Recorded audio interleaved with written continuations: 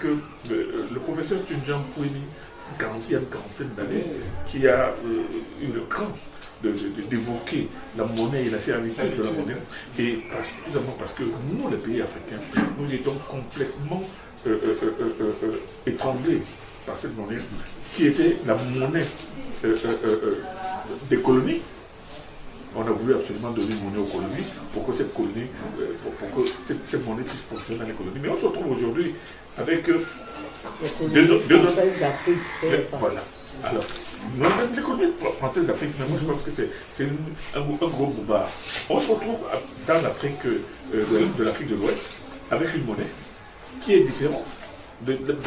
Un CFA qui est différent du franc CFA du Cameroun. C'est-à-dire qu'ils n'ont pas comment est-ce qu'on appelle, le même pouvoir libératoire.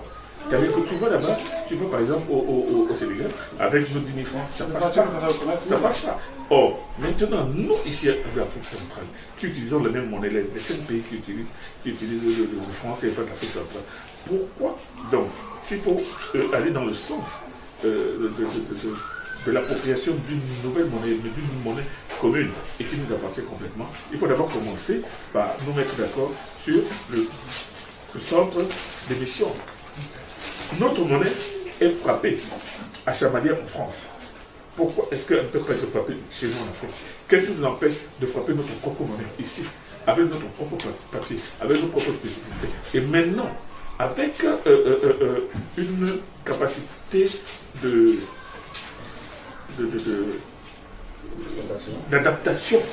d'adaptation à l'économie internationale. Parce qu'on a tout fait. La France qui profite justement des comptes des opérations pour faire tout ce qu'elle veut avec 50% de nos monnaies, si on lui enlève la fabrication de notre monnaie, c'est déjà quelque chose de peu de souveraineté, aussi bien dans notre zone que dans la zone d'Afrique de l'Ouest. Maintenant, si on peut faire ça par étapes, parce que les gars aujourd'hui, les nouveaux révolutionnaires de l'Afrique de l'Ouest, s'activent à tout faire pour sortir du CFA. Ils vont y arriver, mais il y a des considérations techniques que nous devons, et c'est là où toi tu dois utiliser tes économistes et tes financiers qui peuvent nous montrer le chemin de la sortie du fonds CFA, pas forcément en passant par une monnaie, parce que moi je pense que tu superposes une monnaie locale au même franc CFA qui nous tient la gorge. Mais si, mais seulement le principe est différent, parce que fille du voisin en mariage. Mais vous pouvez l'éradiquer. Mais je dis encore que le franc CFA ne nous appartient pas. Donc l'acte de décès, ce n'est pas nous qui allons le signer. Mais nous allons les mettre dans les conditions où ils vont se rendre compte s'ils veulent, ils peuvent le concéder, si à un moment donné ils vont l'enlever ou pas. Pour nous, on se met dans des conditions où, on ne peut pas décider que le franc CFA, on n'imprime plus des hommages chamaliers. Un exemple, si on décide que le franc CFA, si demain, je suis président de la République et que je décide que je souhaite que ma nouvelle monnaie soit imprimée à Yaoundé. Il faut que tu reprennes tes réserves d'or. Oui, bien sûr. Donc, ça va. Parce que je n'ai même pas fait. Non, pas la Banque de France. Il y a un contentieux sur le franc CFA. Aujourd'hui, est-ce qu'il y a quelqu'un qui est capable de nous dire combien est-ce qu'on a comme réserve dans la Banque de France depuis qu'ils retiennent les 50%? Est-ce qu'on peut nous dire de façon claire combien de milliards? Combien de millions de milliards?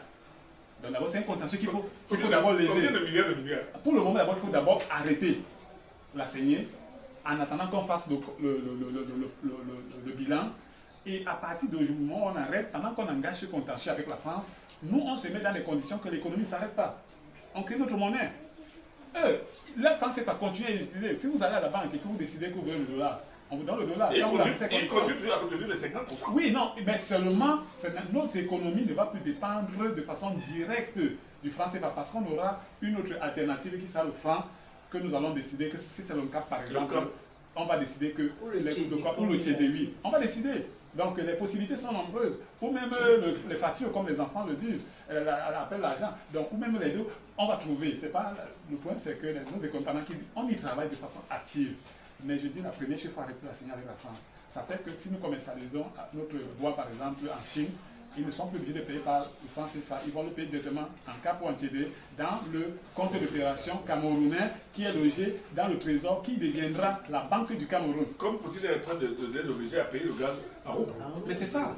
Donc ils vont payer directement la Banque du Cameroun, dont le trésor va devenir une banque du Cameroun. C'est-à-dire qu'il peut rester trésor, mais avec des missions plus importantes, plus régaliennes. Ça ne va pas enlever en rien, ça n'enlève en rien la BEAC, parce qu'on a des conventions avec la BEAC. Mais maintenant, quand on va parler au niveau de la BEAC avec les autres, on va parler de franc CFA. Donc, il y aura une convertibilité entre le franc CFA et la nouvelle monnaie. Et maintenant, la BEAC elle-même devra établir un pont avec la BDAC. Donc, ça, c'est donc maintenant au niveau international. Mais nous, notre préoccupation d'abord, c'est d'abord de mettre le Cameroun dans des conditions où on peut avoir une souveraineté nationale, monétaire nationale.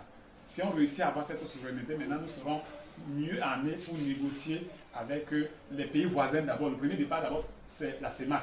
Comment faire pour qu'ensemble, parce qu'on ne devrait pas avoir une sortie rocambolesque comme les pays de l'AES.